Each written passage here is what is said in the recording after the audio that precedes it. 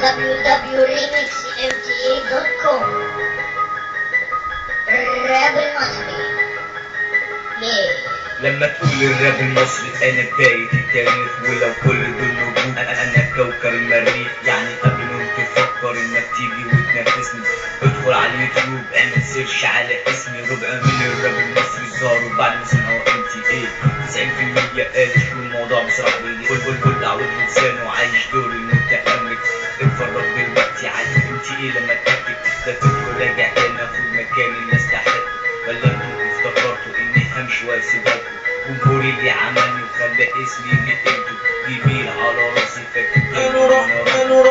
انا راحت علينا خلاص، وانتهينا بقينا تراب. والراب ده موضة جديدة وكل الناس ناسين كان مين هو الاساس. انا راحت علينا خلاص، انتهينا بقينا تراب. والراب ده موضة جديدة وكل الناس ناسين كان مين هو الاساس. الراب المصري انتشر نسوا اللي احنا اللي بدأنا، عايزين يمسحونا. طب هو ده جزائنا عشان فتحنا الباب والطريق للشباب انه يفكر يعبر يغير مستقبلنا. كمان الموسيقى بلغتنا وطريقتنا، والطاقة في المزيكا بنحتاجها في حياتنا.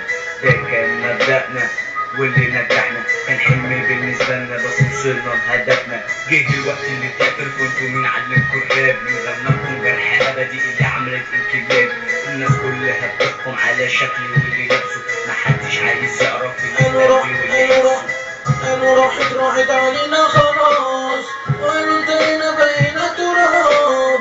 والراب ده موضة جديدة وكل الناس ناسين كان مين هو الاساس. انا راحت علينا خلاص، انتهينا بقينا تراب. والراب ده موضة جديدة وكل الناس ناسين كان مين هو الاساس. مصري يعني MTA.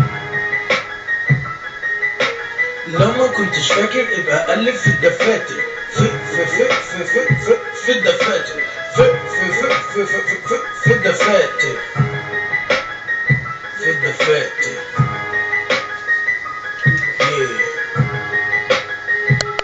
كل عمود عمل ما